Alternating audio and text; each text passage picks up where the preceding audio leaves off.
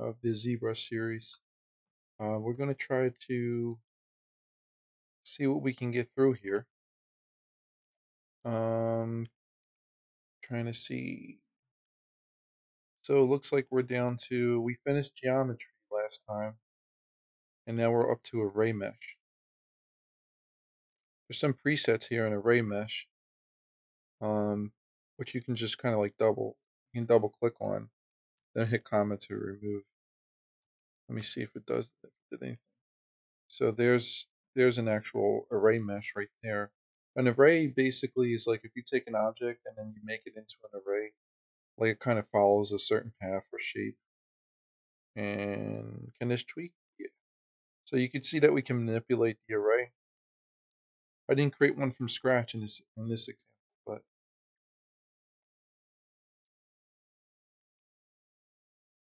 you could like insert a new. I think if you insert a new, you can make it your own. Oh no, that's a new stage. I don't think that is it. That's when it transforms into something different.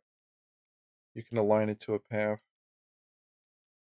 It's a little advanced. There's a lot of options in here that has to do with the array. Convert to nano mesh. We can convert this to a nano mesh. We didn't learn nano mesh, but I'm gonna try to show you guys that next. I'm gonna try to quickly go through this, but let's see here.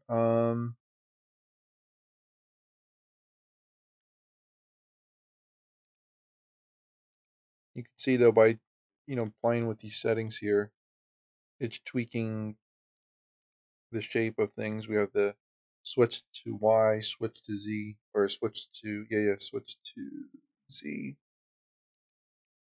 or XZ and XY. Okay, sorry, that's like super small. Array mesh transpose. So an array mesh transpose, I guess we move it. Let's go back to the Lightbox. But you can see there's a ton of examples here of array meshes, which you could just go into the Lightbox and you can just see what they have in here. I haven't delved too much into array meshes because it came in like a newer version of ZBrush. But I can definitely see the use of it. Like if you have some patterns that repeat, then you definitely it would be a good way to go about things is to do it as an array mesh.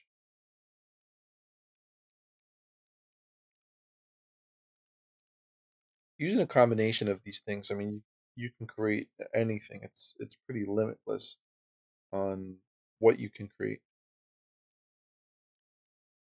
Let's turn off array mesh. And let's take a look at nano mesh. Let's see. So nano mesh. So I believe with nano mesh, you can't use it unless you have insert mesh, I think. Let me just see.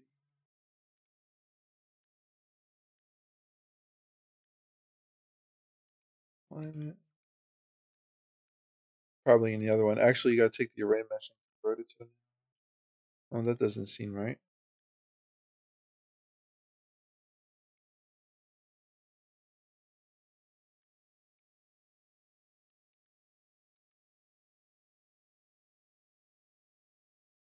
So many things, they're in like different menus sometimes. I'm just trying to see if maybe if we passed it.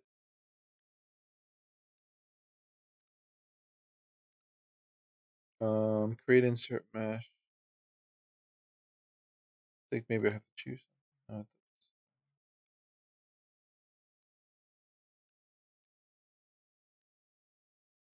me double check real quick.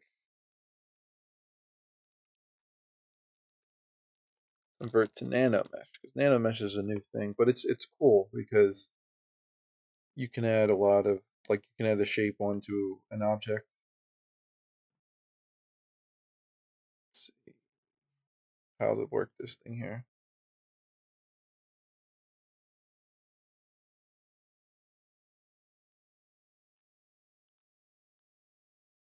Just fill size.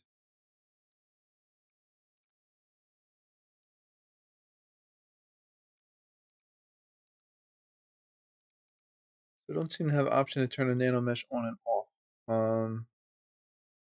And I wonder if it's just because of this that I have. Let me see.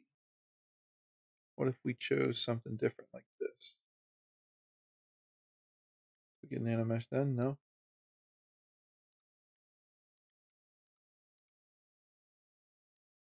Okay, hold on. I could take an array mesh and convert it to a nano mesh for the sake of doing things here.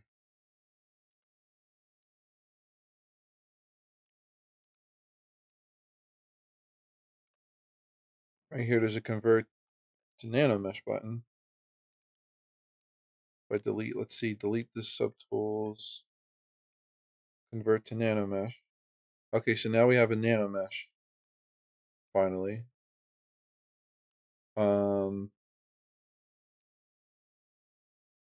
Now let's see. Let's append a shape. I guess we'll append like a cube. And let's close this out. Where is my cube at today? Is everything inside of here? It's so weird. Oh, I think. Okay, so there's my cube. All right, let's solo out that cube. Okay, I can work with this.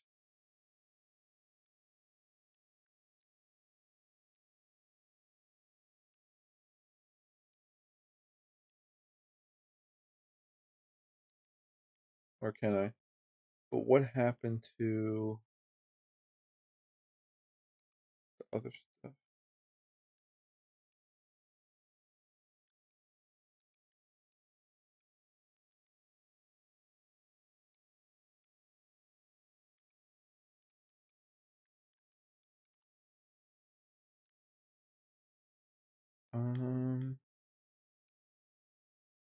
All right, so let me do.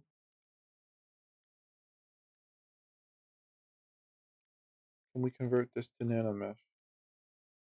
If we can convert this to, it's converting the square to a nanomesh. Okay.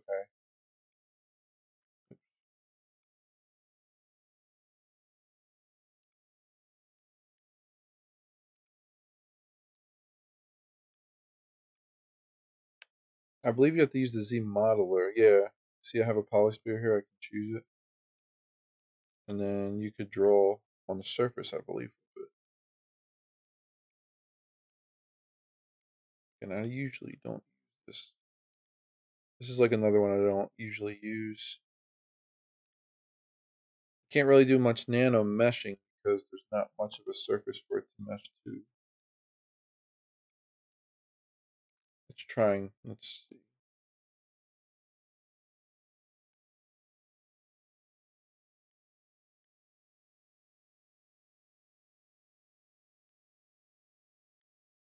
Huh. Oh, I'll have to look into that. We'll do like a separate mini video or something on these things because some of them is kind of like, they have like different steps in order to do them. Let me just see if we can make something that looks. If I duplicate this, what happens?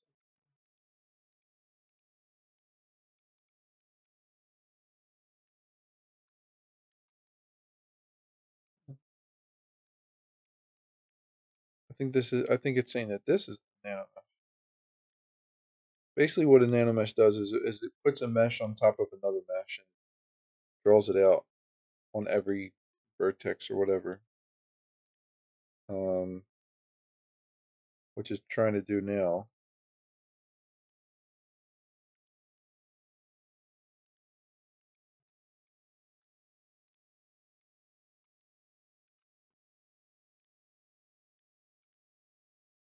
But yeah, you can see there's a preview of NanoMesh here. There is an edit mesh if we want to edit the actual mesh. Um, Proportionate mode, fill. You can change the size of it. Oh, there we go.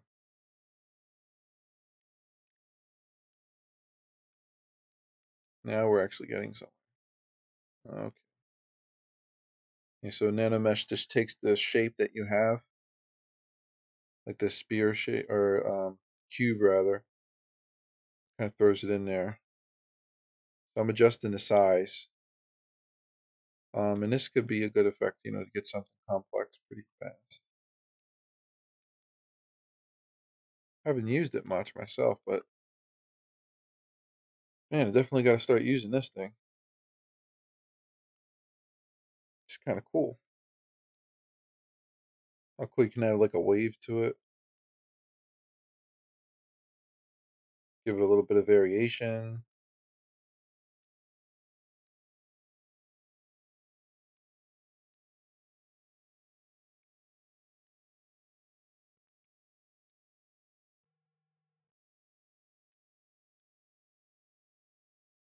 Offset it,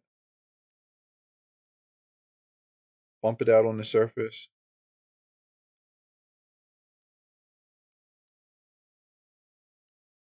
Give it a variation.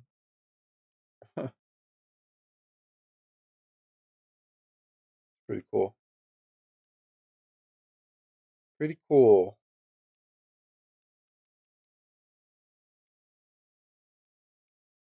Whoa. I don't know what I just did, but it doesn't look too good. Oh man, this material is killing me today. Okay, that's better.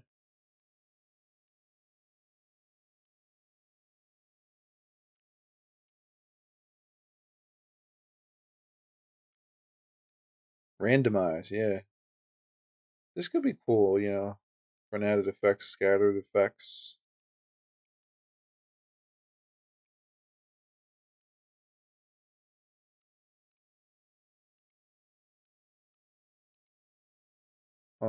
Then there's more options in here as well, like alignment.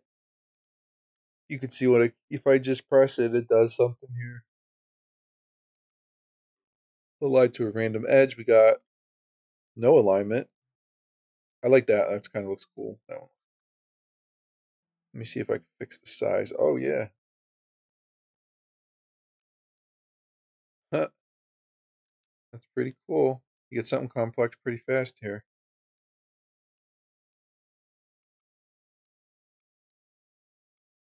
There we go. Render it out, and we're done.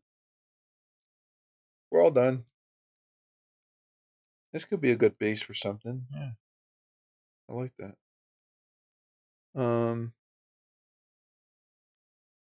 we have colorize, mesh RGB.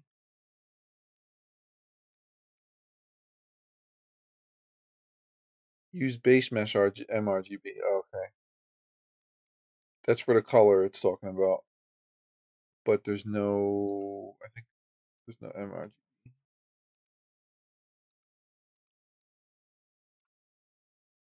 Oops. Whoa, that's trippy. Oh, you can add more in here. Oh no, I'm just adding regular polys. That's it.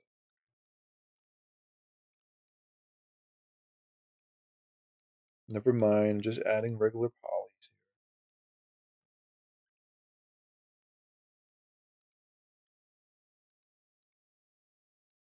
We just changed the color of it. Okay. So it's picking up this color because I clicked that color thing. UI color. I want it to be that purple UI color. And then the same with the material. If I want to change the material, or if I want to bake the material downwards, then I would hit the mesh material, or maybe not. UI material. Sorry. Yeah, but why did it take the other color? That's weird. All right, we got the color back. And you can adjust the color here, which is cool. All right, that's pretty cool. Oh, nice. You can give it variable colors too. Whole bunch of craziness going on. UVs we really didn't go over. But UVs is like for texturing. You have to have UVs first in order to texture in another program usually. Inventory. Oops, maybe I don't want to do that. Copy one mesh to another. I don't want to do that. Alter brush. Oh, cool. You can copy it to the same brush. So we're in a Z modeler brush. So replace nanomesh from brush. Delete one. Oh, don't know if I want to do that.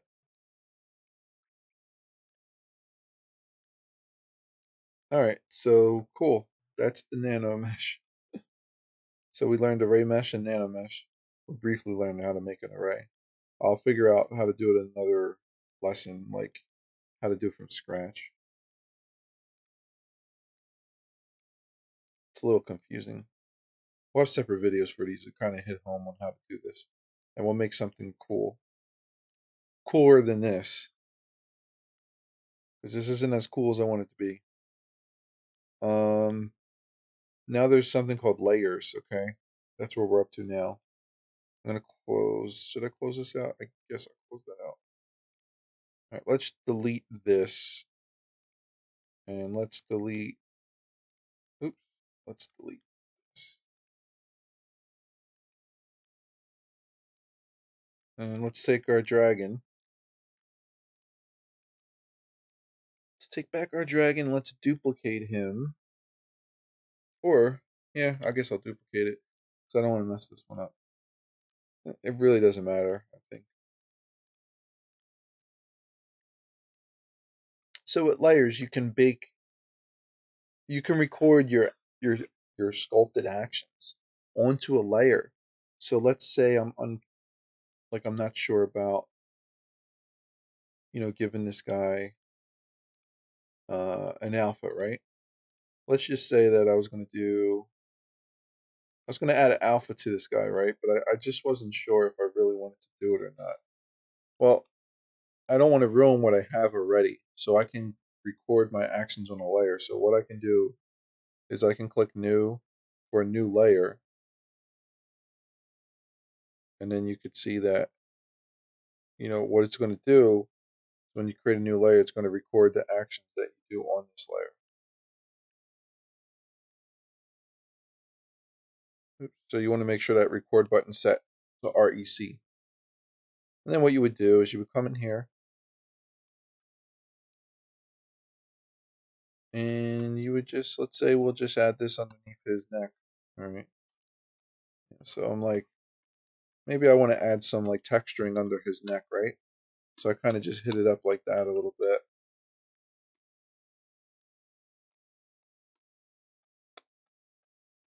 Right. And I say, that's good, but it's a little too strong. Well, because it's on a layer, I could just kind of dial this down. I can make the effect subtle, or I can actually inverse it. I believe I could. Yeah, you can inverse that effect too to kind of get the look that you want. And it's really awesome because, like I said, it's non-destructive because it's on a layer. And you could name this layer. So I could name it, wrinkles right here. There's a rename layer. So I can name this wrinkles or something. I don't know why this never works for me. Wrinkles. Okay, it just does not want to do it. There we go. Wrinkle. I think it's because I hit the caps lock and I'm trying to capitalize it. So that's how that works. And then what you do is when you're all said and done, right? Well, you can either delete this. If I delete it, it's going to go away, and I'm going to lose that. I'm going to lose this underneath. If I was to go and if I click bake all, it's going to bake all this information into my actual mesh, then I won't be able to edit it. So right now it's non-destructive, but if I take it a step further, it will be destructive. So I'm going to create a new layer to record on. You can see the record button is highlighted by default. And we're just going to pick another alpha here. We're going to pick this alpha 23. All right, so since we already have this going on, let's see, what we can do to add some alphas here. And just try to see, what would look good where.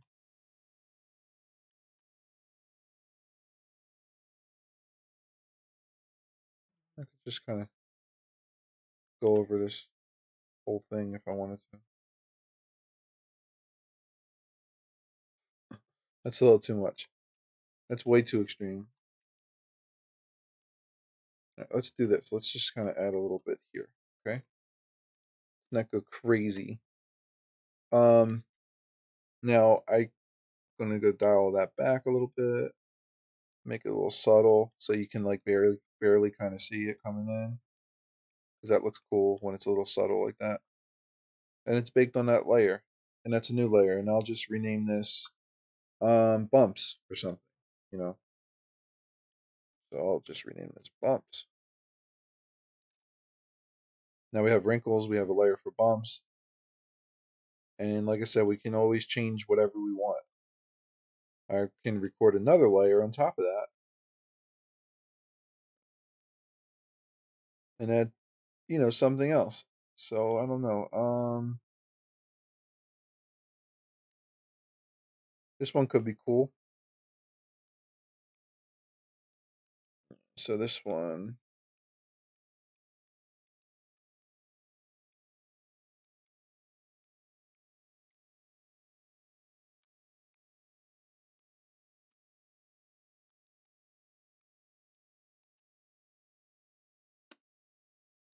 maybe we'll just put that on his front for now, and then we'll dial that down a little bit. Let me see.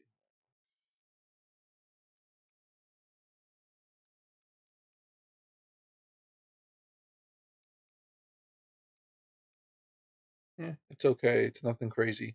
But yeah, as you can see here, baking these layers is super, super helpful in order to not ruin what you have.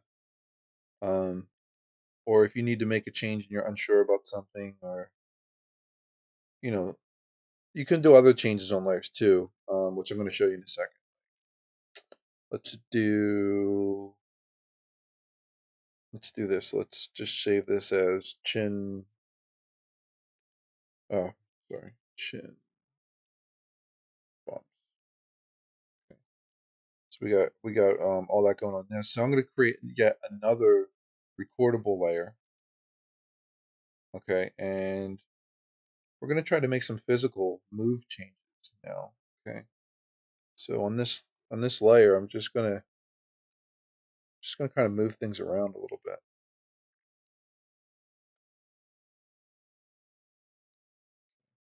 Now I recorded that action on that layer, and then you can see like if I kind of go through, I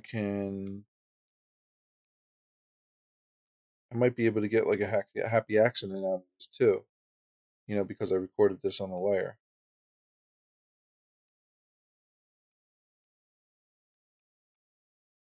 It works really good too for like mouse, like if you want to give him an expression or something.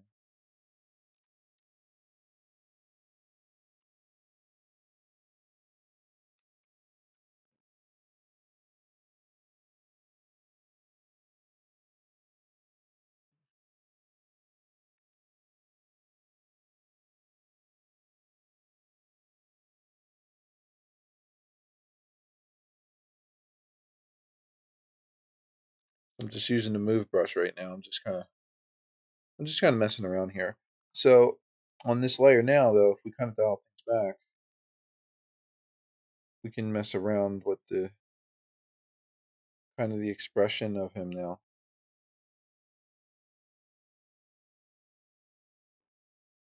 and to see what we want. And it's all in different layers. If you like all that, if you like all these changes, you can do something called bake all, and then watch. If I bake all this down, everything's baked into here now. So all those changes are now baked. All right, so that's how layers work. Layers are super powerful when you're unsure about a change. Put it on a layer, or if you want to try to just kind of get a happy accident, or mess with facial expressions, put it on the layer. Let me just see here.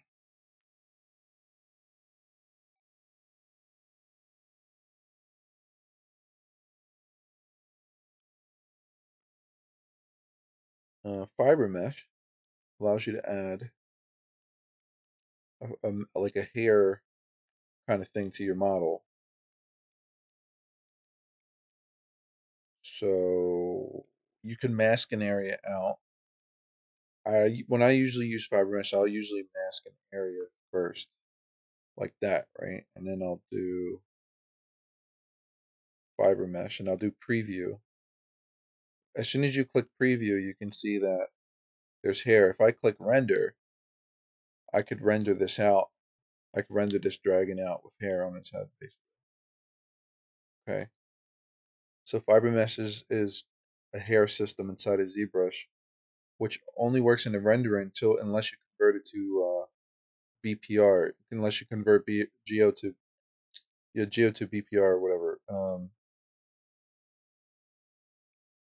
And we did that before with the other thing, which I can't remember what it was that we did it to. It was micromesh. We converted to BPR last time. Convert Geo to BPR. It's in here somewhere. I know it is. It takes a while to kind of find everything in here. But if you just, that's why it's good to save stuff, like customize it.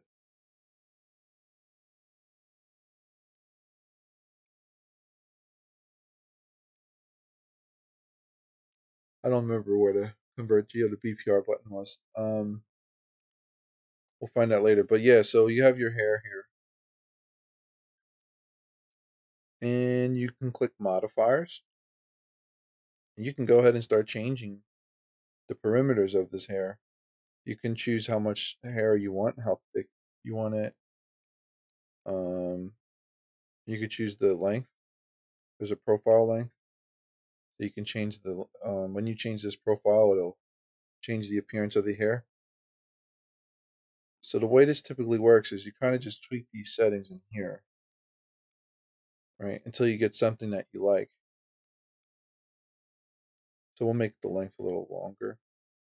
A little crazy. There's a width profile here. You can tweak that.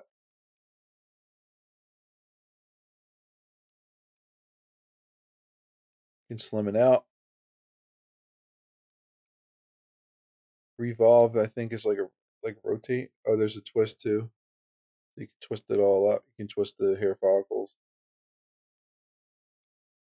Gravity, is the gravity affecting it? Is it making it go up or is it making it go down? If you want to go spiked hair, just turn your gravity all the way up. You have spiked hair.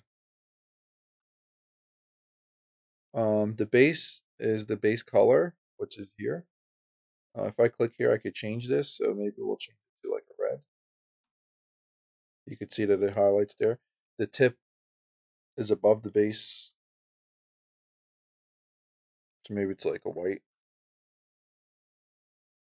Well, that's like a pink, but let's make it like maybe a black. I don't know. It's too black. Probably going to be hard to see on the stream. We'll just do it like that color then instead. Um, and then you can start kind of mess around with this color variation and kind of, colorize things and expand it. Let's see.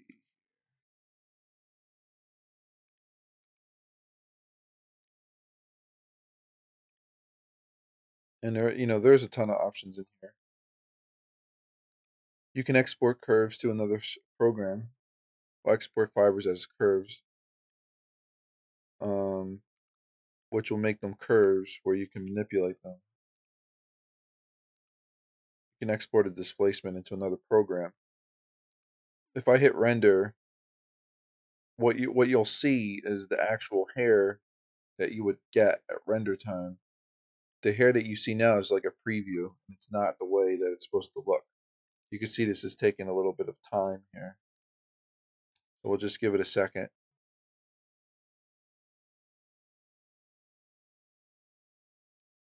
And then what we'll do is we'll look at the brushes that go with the fiber mesh.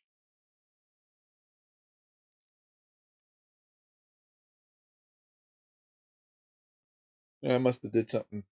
There we go. So now that's a rendered hair.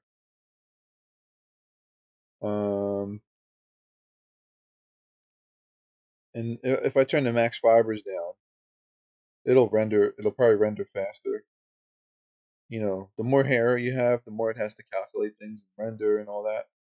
Also, if you go to brush and you click G, you get something called groom brushes, and these will allow you to, you know, change the way the brushes. I don't know why the preview went off. I think because there's a mask on. Well, I don't think that should matter. Probably gotta save. Probably have to accept it.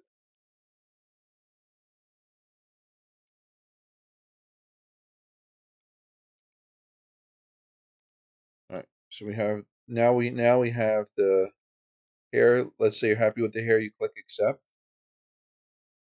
Now you can fine tune things even more. You have something called a blower brush, which is kind of like, I don't know, like a blow dryer. Like if you were to put a blow dryer in your hair, you know, it kind of gives you that effect. You can click render to see how that looks.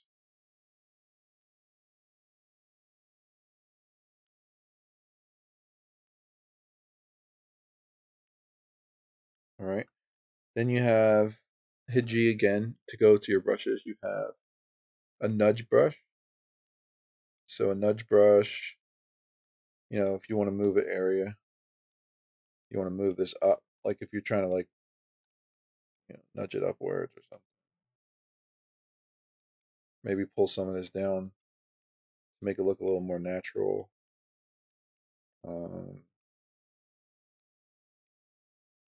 Probably push some of this up in the back.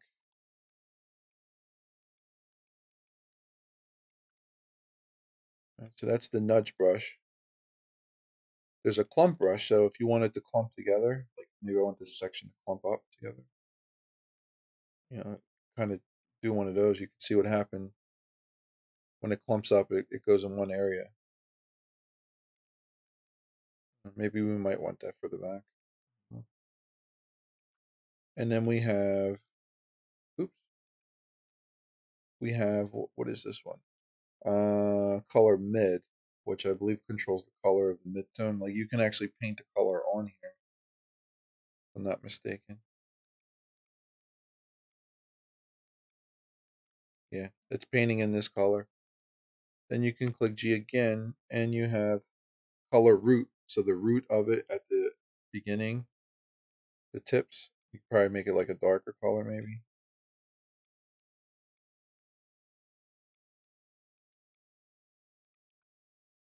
Then we have the tips, the tips up top here. Maybe we'll make that white tips for no reason. So you can see now we just put the tips as white. Let's render that out just to see how that looks. All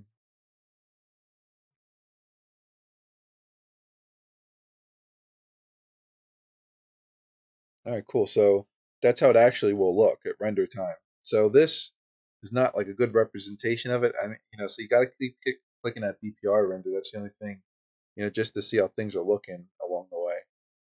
Also, like if you know, hair is divided in multiple parts, so it's good to make multiple pieces of hair if you're doing like, you know, a character. Have a piece for the sides, have a piece for the top, have a piece for the ponytail. This will give you more control instead of just making one mask. You can do it by like polygroup and stuff like that. So we'll hit G. Let's see. We're gonna go to Groom Stronger, and this is kind of like, well, let's see what it's doing here. It's kind of pulling it upwards, like really, really hard forward. So let's just kind of pull it to the side, maybe, or maybe this side.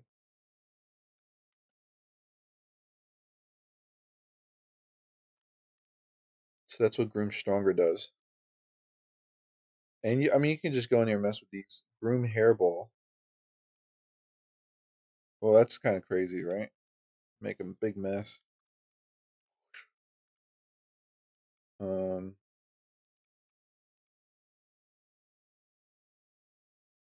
Groom Hair Long.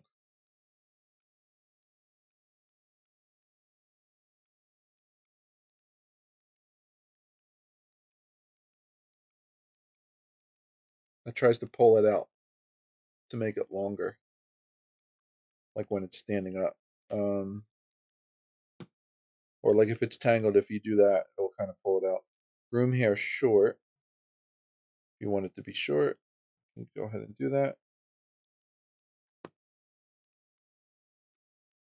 Then we have Groom Hair Toss.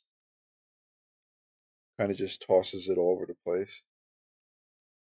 More natural look.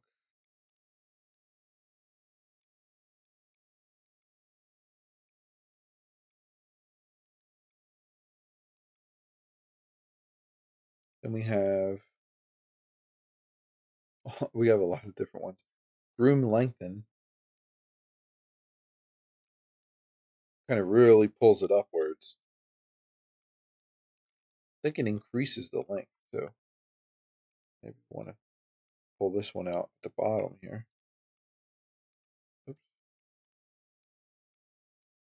Yep. So lengthen does exactly what you think it does. It lengthens the amount of hair there is.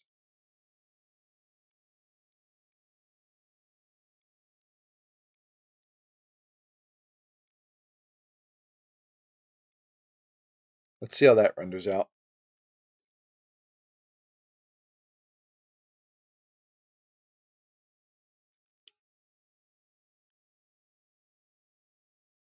Okay, cool.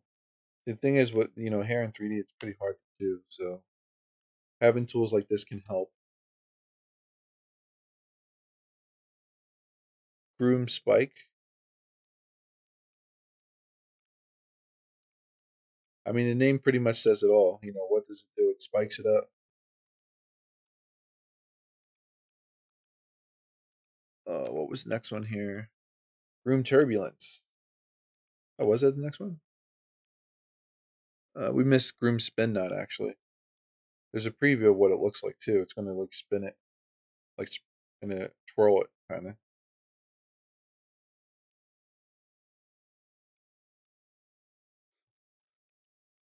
Dragon's having a bad hair day today.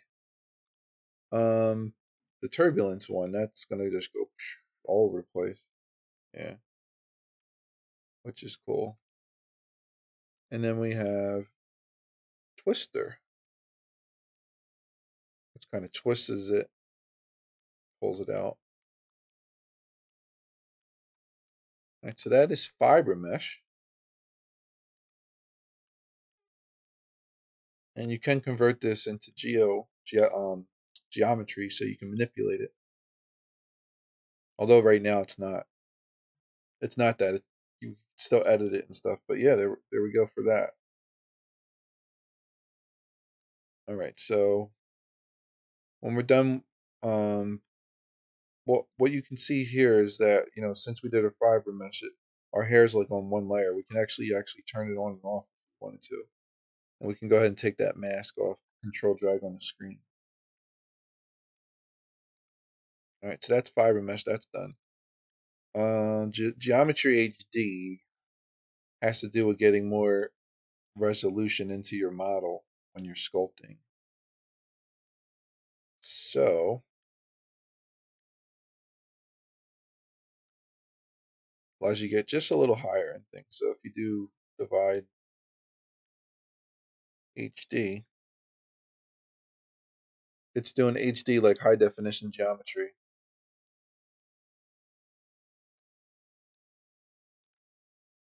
And when you divide HD and then you sculpt HD, it'll take a certain section that'll allow you to sculpt in high definition on a certain area.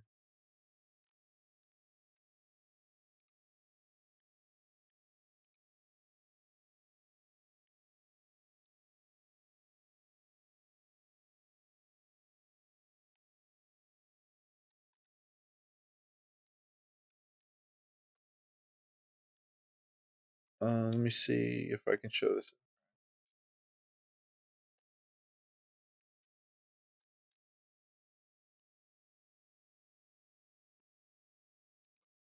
Excuse me. I think it's not. It basically just lets you fine tune when you get really high up in geometry. Kind of lets you fine tune things and sculpt in high definition. So you have to hit sculpt HD.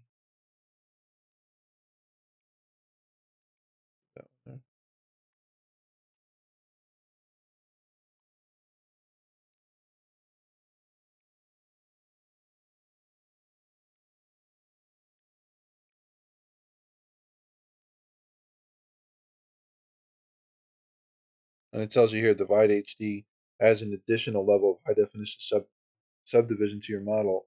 This can be done with tool subdivision. It's set to maximum value. Once you add high definition subdivision levels to a model, you cannot add or delete standard subdivisions from that model. So you can see because I added this high definition level, I can't add or delete to this level of subdivisions. Basically, though, in a nutshell, what you do with this is when you get really high and you can't add any more subdivisions here, you can divide the geometry high definition HD, and you can get in really small and start to get a lot of detail in there with that divide HD button, with sculpting in that mode. All right, the preview mode is just a preview of your mesh, and we kind of seen that in the menu already as well. So it's not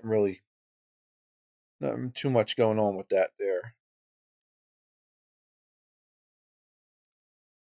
Surface is fun. So Surface allows you to create noise.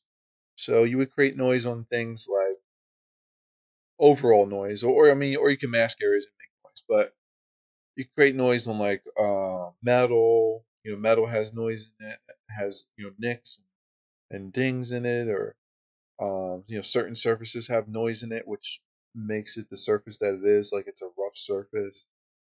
So this dragon, he wouldn't be so smooth. He would be noisy. He would be like a hard leathered skin dragon, kind of. So you can accomplish something like that with noise. And you can see, get a preview here of the noise. Right here you have some buttons here which allows you to move, zoom, frame, and recenter if it's not in the center. You could also like rotate around, hold shift, click to lock it in place. I usually will do that, and I'll kind of zoom in on an area. And then what I would do is I would turn on my noise. And what this does, like I said, it's applying noise to like everything overall. Like this whole model is going to have noise on it now. Every single piece of him. And then, I could tweak things the way I need to. Oops. So let me show you that.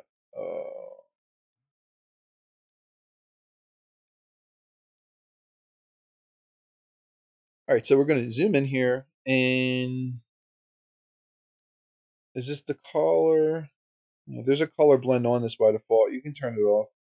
I usually turn off. I don't know. I don't keep that on.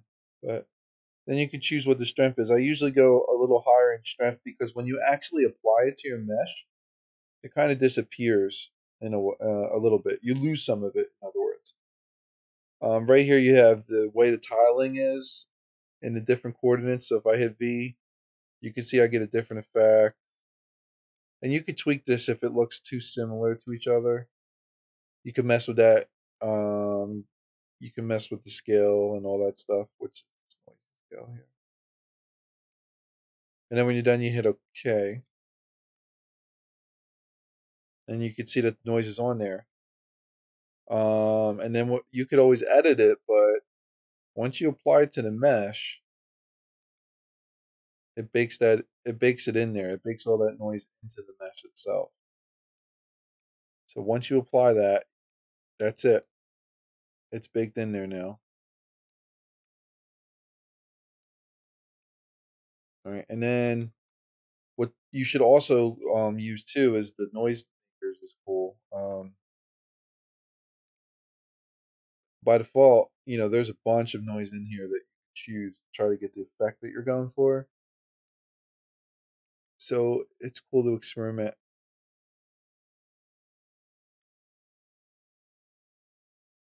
Maybe we'll try this one, for example. So I'll just double click this, and you can see the kind of effect it has on it already. See that? And now if we click edit, we can edit that effect.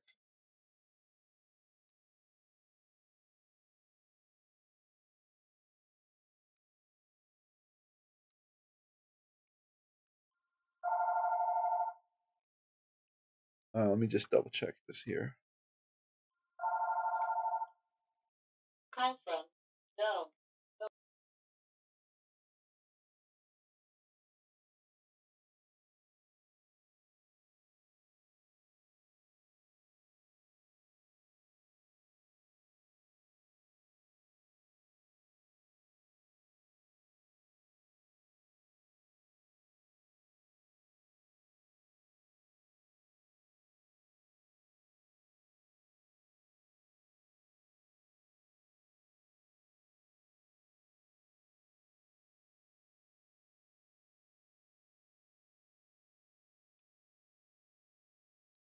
All right, sorry about that. I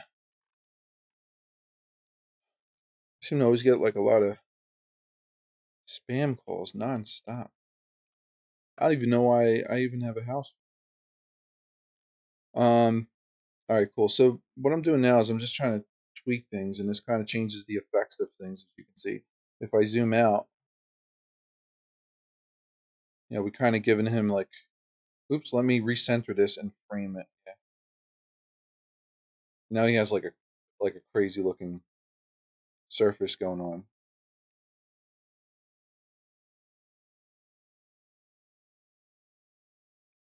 So like I said, I always take off the color blend. I always like to. It tries to blend colors, but I like to do it myself at the end. So take that color blend and just put it down to 0. I usually work like that. We could change the plugin scale, and then we could change the noise scale. How big's the noise? Is it small noise? Is it big noise? And it kind of adds like some randomization.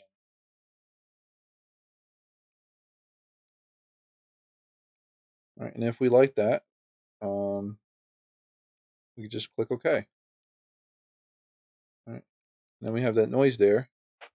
And again, it's not applied until we click, apply to mesh. This one I'm going to delete. I don't like it at all. So, but that is, that's pretty much how you do that. And you could see you could see my details still there. Oh, the only thing that didn't get hit with detail is this part. It's okay. And then noise is good too because it'll pick it up like when you render things out. It'll make it look better. The noise is pretty fine, so it's not really picking it up. But if we zoom in on an area and we do a render shot, you could see here it's picking it up a lot better.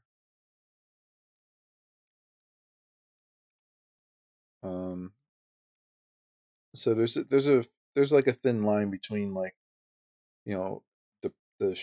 how strong your noise is, because you want a little bit to stick out. Like for this dragon, I mean, he'd probably be a little bit noisier,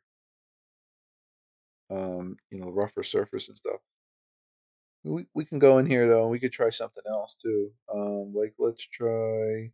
Oh, let's try this one. It's like cracked look, like cracked skin, which is cool. Um, and then what we'll do is we'll go to edit and we'll take off that stupid color blend that I never keep on. And then we'll look at our model here. And then we'll just mess with the sliders.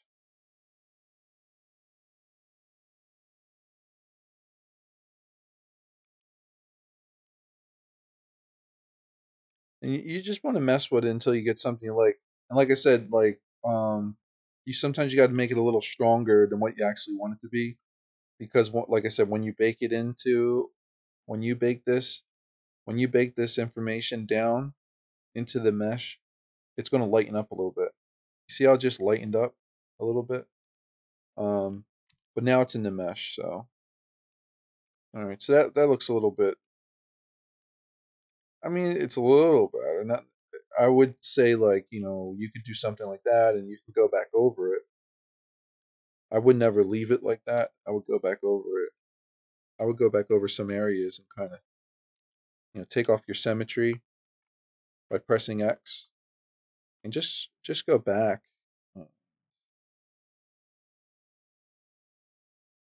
Try to go back over some areas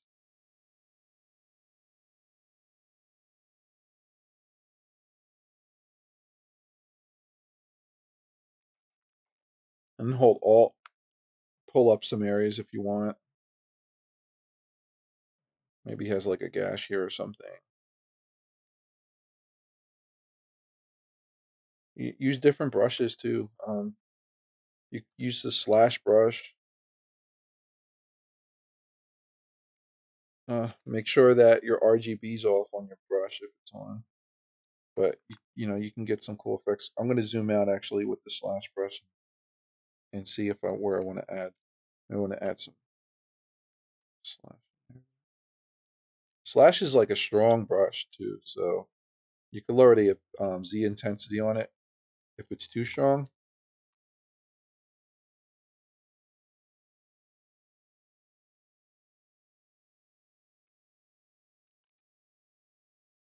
Or raise it, if you want to raise it.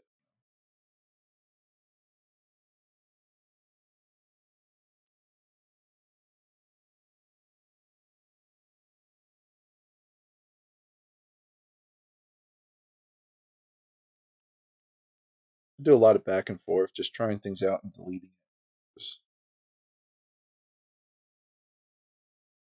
He probably would have more cuts like around here, around his lips.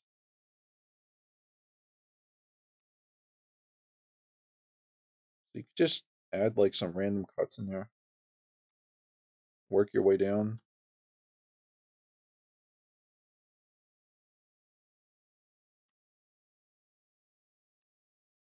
And that'll get you half of the way there. And I have symmetry off because, after a while you got to break the symmetry and you got to give it a unique look. Like, you don't want it to look like super identical.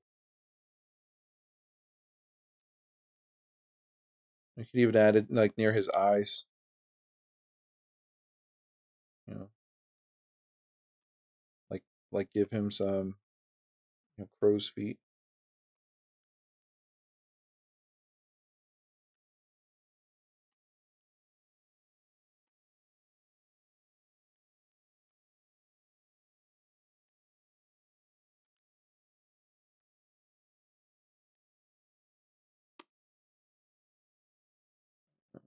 We'll do the bottom lip.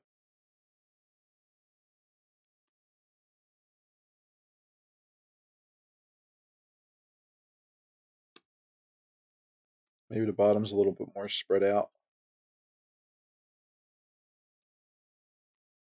And then we can go back over it too with the like an inflate brush or something. So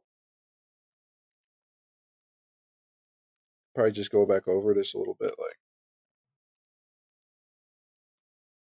kind of bump out these pieces.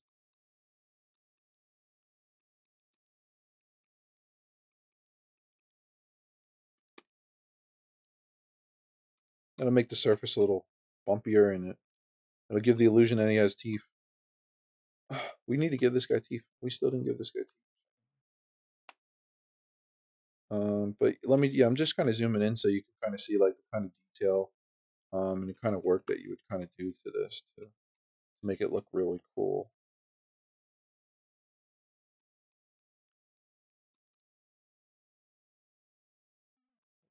Here, this stuff I know, that nano mesh and all that other stuff. It's like I don't know it, but I should know it. It's definitely good to use. It'll come in handy. We'll do it. We're gonna use it in another, in like one of my mini projects that we're gonna do. I was thinking about our first mini project together that what we're going to do is I'm going to recreate one of the bosses from Mega Man. I think his name's Bomb. Is it Bomberman or is it Bomb Man? It's one of those, but I wanted to recreate that. Um, and kind of a semi cartoony, nothing too cartoony, but kind of semi cartoony because we don't want to get bogged down with crazy anatomy and all that stuff.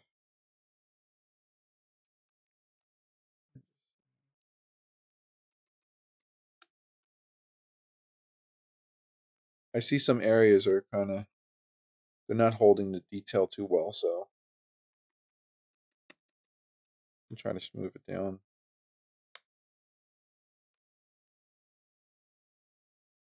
Let's zoom in though and see the work that we did here. It looks pretty good. And take a little money shot. Not bad. So that's kind of like, how you go about kind of detailing things and give it a nice rugged look. But again, you should work on your basic shapes first.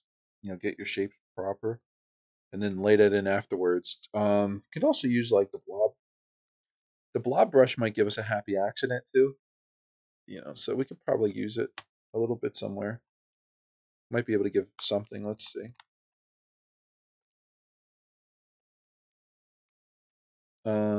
Change the alpha sometimes. Let's see. Something softer, maybe. Yeah, it could work, maybe. Maybe has some build up here. You can kind of you can what do you call it? Smooth it out too.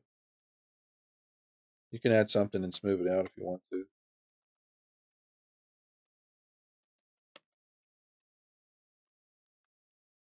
You can hold Alt and press inwards too. He has a dip. Maybe he has like a dip there. I don't know. Probably trying to see how that looks.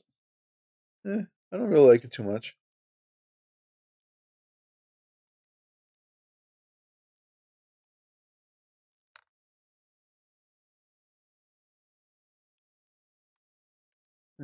I'll forget about that for now.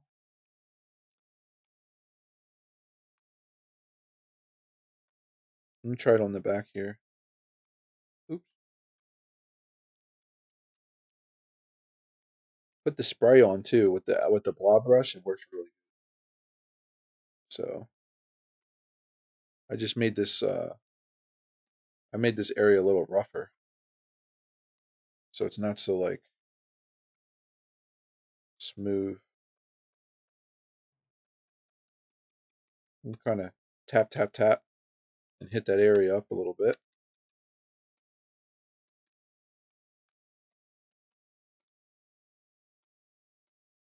And that, like I said, that just gives you a little bit more detail.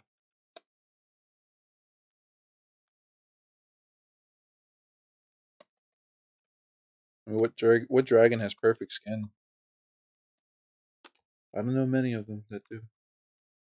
And this is, I would say this is a quick and dirty method. This isn't like how exactly I would texture this. I'd probably research like reptile texturing skins, and you can make your own skins too. Like you can make your own alphas, um, and you can use it as well.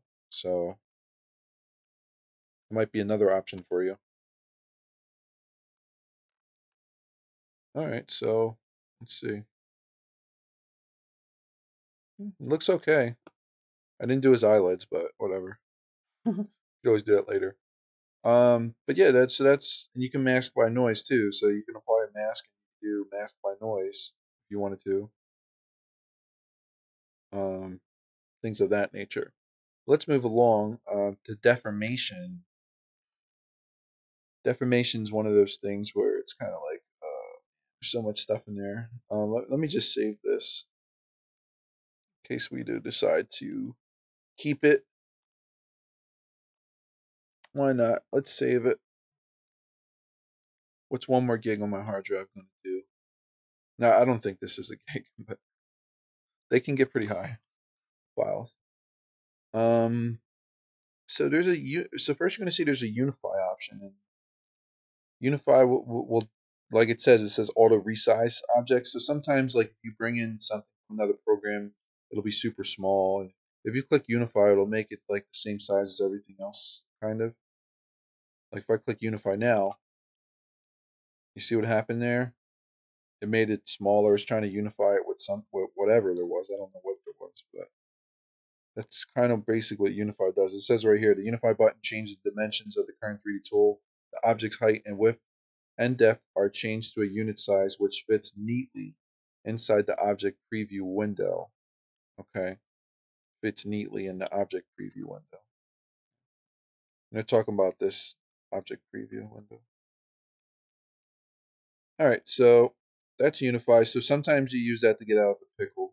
What your size of stuff.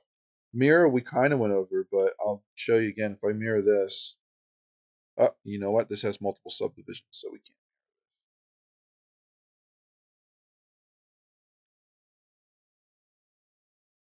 No, we can't even delete lower. And we're using HD geometry.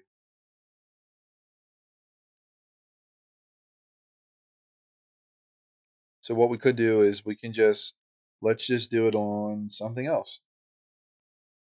We have other objects in here we could do it on. Oh, I got rid of my tentacle. That's weird. Did not realize I got rid of that. Um,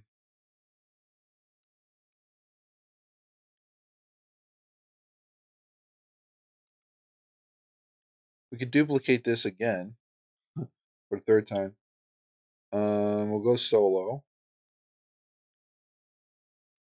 And we'll go back to mirror. So if we just click mirror, nothing will still happen because we still have subdivision levels. So delete your subdivision levels. Obviously, like after you do this, if you make a mistake and you have to fix something, you're gonna have to like Z remesh this afterwards. Make another mesh. Make another mesh, Z remesh it, and then duplicate and then Z project it onto your mesh again. So it's kind of a big thing. I just did a mirror. Nothing's gonna happen now because you know there's nothing to mirror. Now the changes that I did on that X side got mirrored to the other side. If I do mirror again, it basically takes like the whole thing. You can see like it's like upside down now. So it like mirrored it and made it upside down. Do it in the y-axis. If you do it in the z-axis and mirror, you get it kind of like backwards. If I do the y-axis, the z-axis, and then y.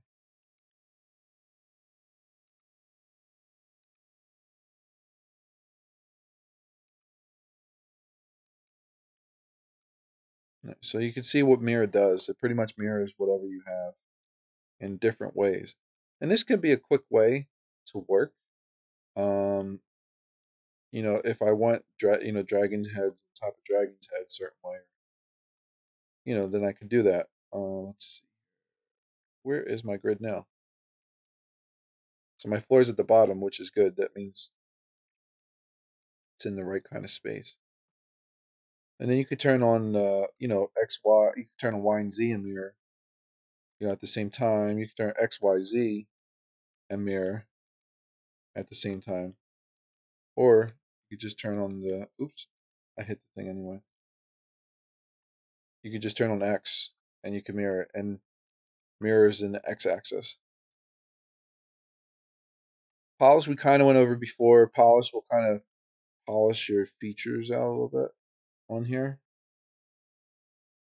So you could just move the slider and polish something. And this is similar to a clay polish, I would say. You can see it tried to polish things out. You can polish by features,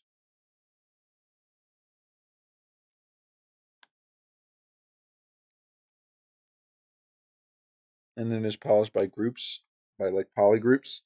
You have different polygroups you can polish by the polygroups and stuff.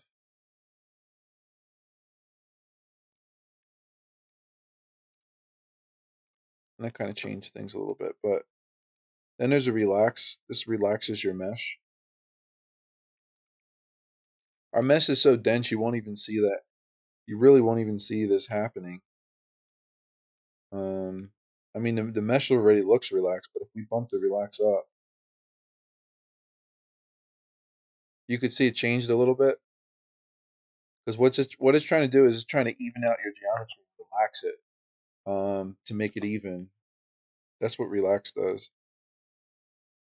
It's helpful when you have good geometry or good topology, but it's just not even. Or maybe you did it, yourself, and you need to relax it. You can relax plane grid. I never use this. This function requires a square 3D bit plane. Yeah. So this would relax a plane grid, which is like a 3D plane is just a piece of square. Morph to grid. I never use this, but this requires a grid. Smart resymmetry, realign symmetry. If I click that button right now, if I do a smart resymmetry, it should resymmetrize this to the other side, I think, or vice versa to make it even. Trying to make things even with symmetry, basically. Let's see what it does.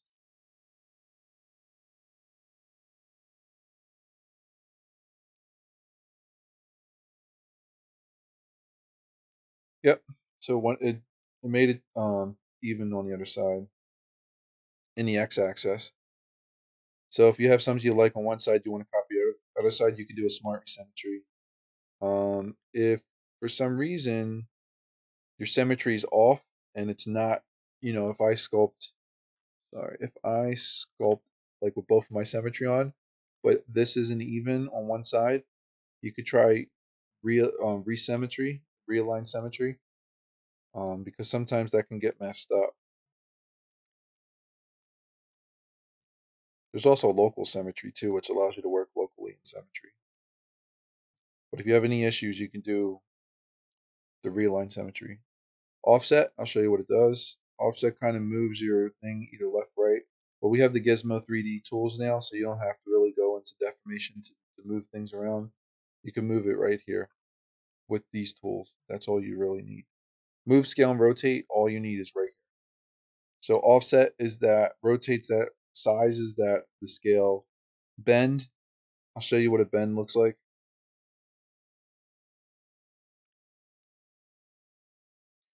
Some of these things can come in handy, there's case usages for all this stuff.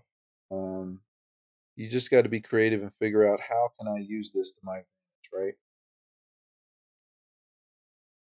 I think that's really the biggest thing.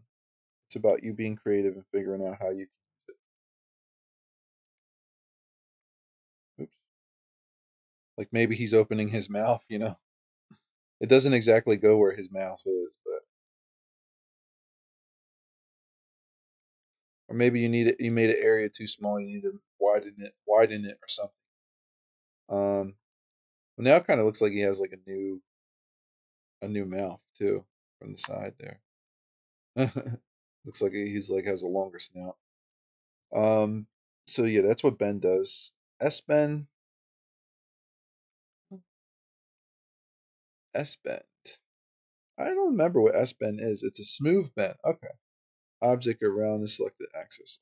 It bends it smoother, I guess. So it's a smoother version of that other bend. And this could actually be handy if you're just trying to make something curve, as you can see. Like if you were doing a fish and you sculpt a fish like this and you want him to be curved a little bit, you could hit it with that S bend a little bit, and that might give you a cool effect.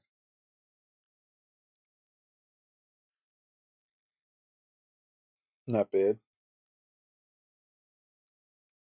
Yeah, let's keep that there. All right, so that's S-bend.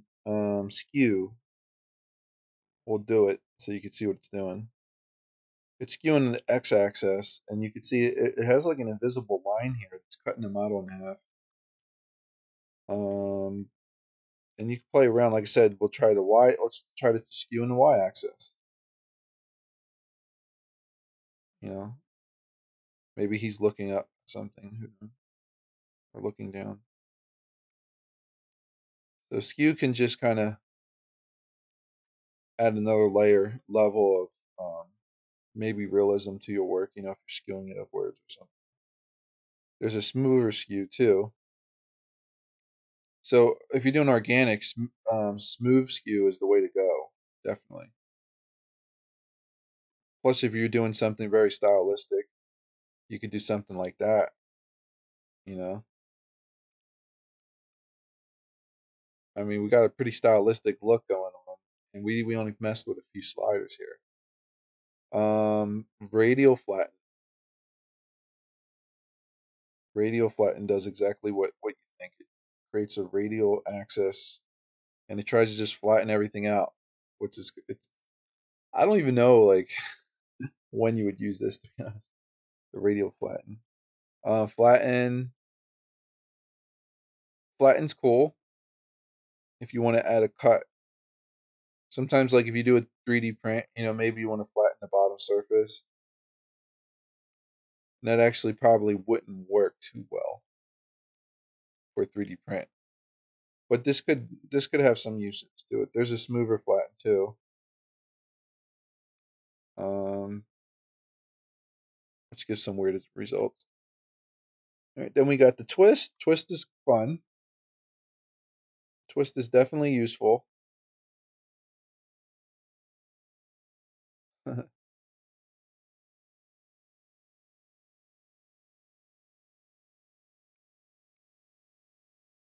you could literally just twist that into nothing if you wanted to.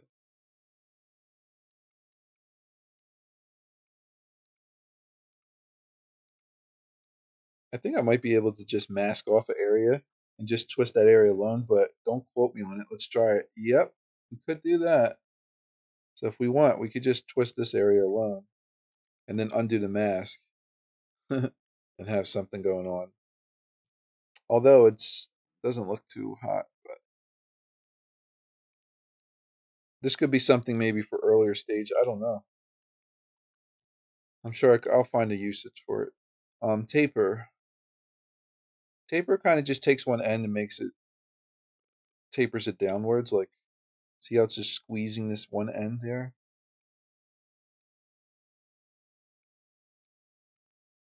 So now because we tapered that one end, you know, it really makes his head look big, I guess.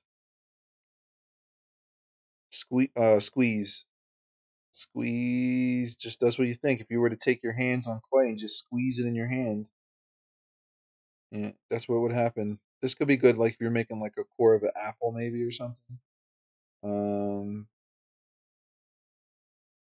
I don't know what else it would be good for, but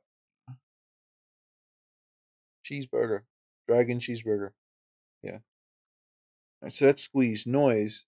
So there's a noise slider too, but a noise slider is applied like automatically, as you can see. Like once you apply noise, it's on there.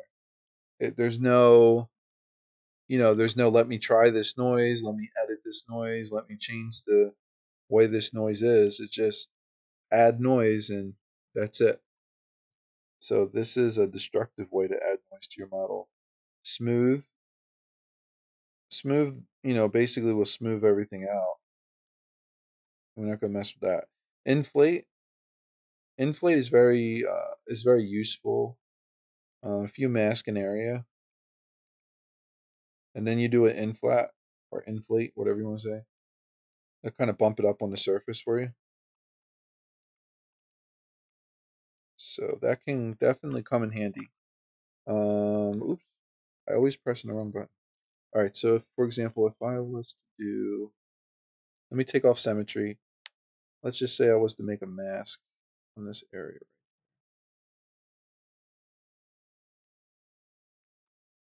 So if I was to make a mask on this area and then just hit it with the in flat, it's going to do the reverse actually. So Control Z, Control click on the canvas to invert the mask, and then inflate. And I could just push this a little bit on the surface. I'm not going to push it much, I'll just push it a little bit. You could technically just do this with the move brush too. So I just pushed that piece on the surface a little bit. And if we take that away, you could see what it did. I'll do it again on this piece. So I'm gonna hold control and I'm gonna make a mask. Like in this area here for another shape. And then I'll control click. And then I'll do another in flat. In flat, inflate, I never know how to say it. I would say, you can do it for like things like this that's subtle, like make it really subtle.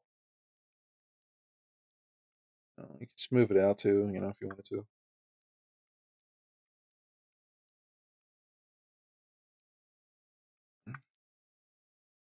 And we'll just do the bottom real quick. Let's just do both of them. All right. And then we'll just do an in flat on that.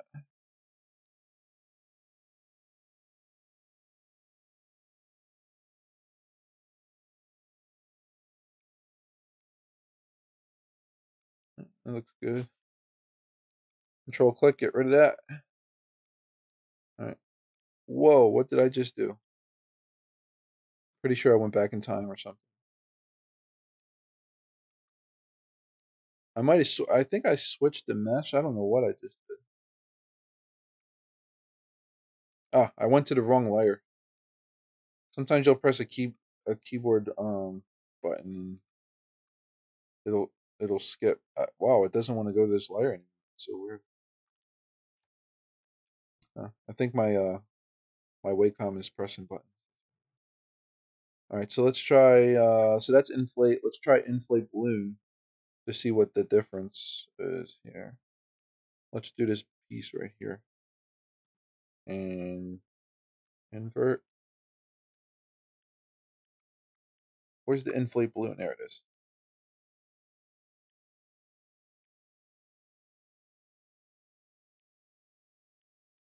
Oh man, it's picking up a lot of stuff now.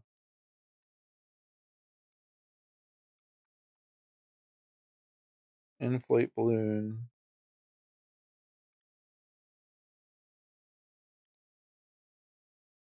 Something else is still selected over there. I think so. I think the inflate is like a hard inflate, right? It's like it's harder, but the balloon is like a smoother inflate, like when you're pushing out on the surface. So maybe, and it takes a while too. So maybe like with this method here, you would use this on different things like not this, but I don't know, like bubbles or something more organic on the surface. But you can see like if I inflat that, I get a nice hard surface here. So that's the difference between the two though. Spear eyes, it just tries to turn it into a spear, basically. And like I said before, this stuff it's good for style. If you're doing stylistic stuff, then using these settings can really get you something cool. Or if you're doing like a character or something, you can get something cool with it. Gravity. Gravity is what you expect, like going up, going down.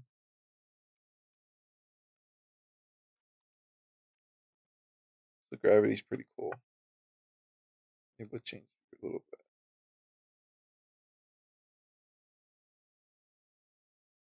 Just a tad. Perspective. Perspective is like the camera angle, the perspective of the object. Um, repeat to active. So this will reapply the last action you did to the active subtool. And this will repeat the last action you did to other subtools. You could also reapply with masked action. So that's pretty much that. All right, so masking we went over a little bit already, right? Because you know that you hold the control button, right, when you mask, and that's pretty much how you mask. You can hold control, you can lasso mask, you can hold control, you can select um, a rectangular mask, you can hold control, you can select a freehand mask, or you can just paint in the mask freehandedly. So you have different kind of masks here, and you can see if you click view mask, well, I mean it's going to show the mask, of course. You can inverse the mask from here as well. You can clear the mask, you can mask all. This will fully mask everything, which is equivalent to Control A. And if you see that, but if I Control click, it gets rid of the mask. You can blur the mask. So when you blur a mask, is basically you highlight a piece of the mask. You see how it has a sharp edge. If you hold Control and Alt and you click, or is it Control Shift? Probably one or the other. I don't know. I think it's Alt actually. No, it's just Control. Yeah, it's just Control alone. Sorry. If you hold just Control alone after you make a mask, you can blur the mask, and this will limit the effect a little bit more naturally. Like, if I kind of do something like that, it won't be as hard. If I was to add that same effect here now, it's a lot hard edged. See that? And this is good for like when you're trying to move a piece, like move a finger or something. Like if you have a blur, it makes a difference. Like if you have a blur on your mask or not, it'll make a big difference when you're moving stuff. And then right here you have the same button. We have sharpen mask and we have blur mask, which is equivalent to control clicking on the mask. And I think Control Alt, yeah, Control Alt makes a sharp mask. Control click click click click click click makes a not sharp mask. Okay, that's how you make sure soft and hard selections with masks. You can grow your mask to be bigger. If I just do this and I click grow mask, it's going to keep growing the mask to be bigger. Or you can shrink the mask. And that's kind of like a fine tune. You can mask mesh by features. I don't even know if it did anything. Nope, I don't think it did. I don't really mess with that. I do mess with mask adjust. You can adjust the mask. You can mask by fibers. Like hair fibers. You can mask by ambient occlusion. We don't have ambient occlusion on right now. I don't believe so. Let's see, mask by ambient occlusion. I think it has to do a render first and then make a mask out of the render. So it's going to take a second. I think it's done.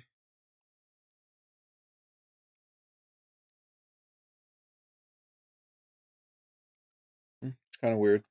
You can mask by cavity. Cavity masking is useful when you're poly painting. You mask by cavity. You could fill in like darker areas.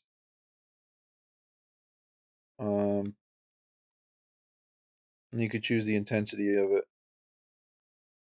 Oops.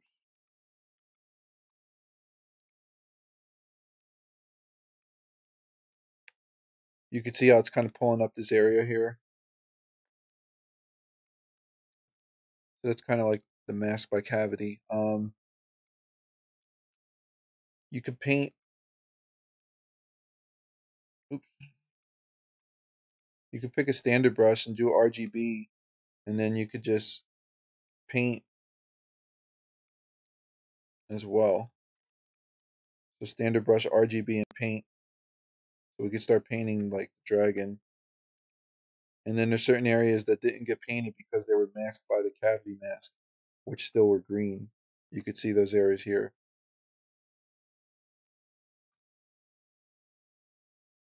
Then you have a profile for your cavity mask.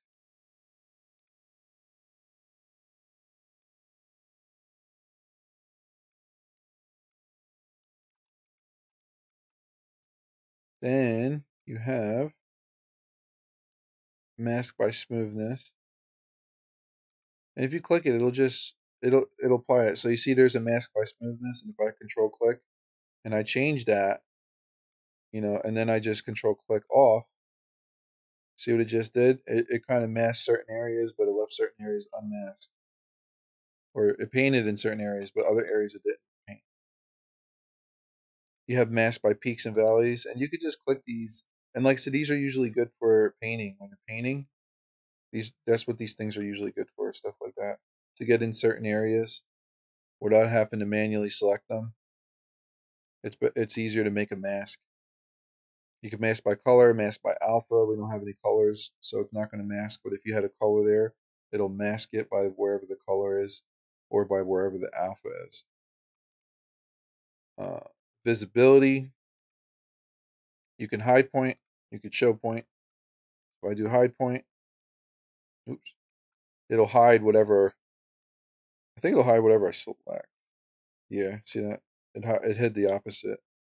So if I invert that, I do hide point.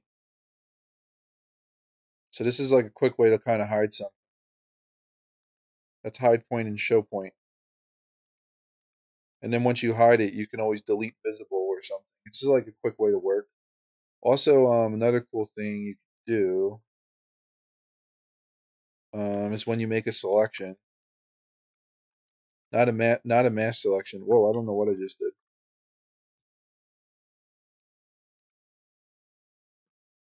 I think Control Shift maybe. Yeah, hold Control Shift. I think it's Control Shift.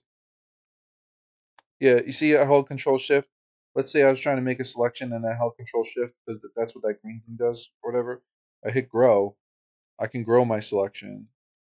If I hit Grow All, it's going to grow out the whole thing. So that's pretty much what this does in the visibility. Polygroups we already touched a little bit, but when you turn on Polyframe or Shift F, you can see this is all just one polygroup, which is like orange. But I can make a mask, and then I could just do Group Masked. Now I have two polygroups. I have a red and an orange. If I hit Group Masked again, it'll change that color. So like I said, right now I got two different polygroups here. This one and this one.